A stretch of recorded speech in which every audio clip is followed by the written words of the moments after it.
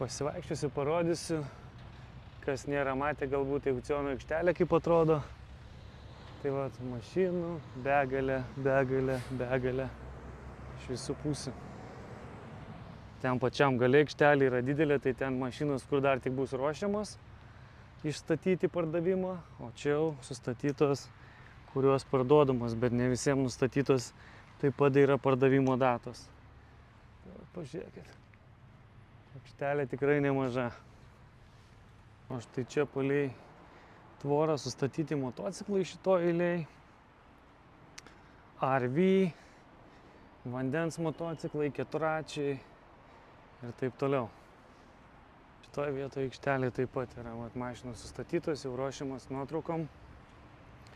Ten žmogelis vaikšto, jos būna paruošiamos, išsiurbiamos, kažkiek tai aptvarkomos ir išduodamos į Koparto internetinį puslapį.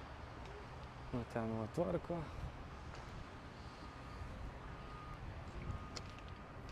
Va toks turas truputį po aikštelę.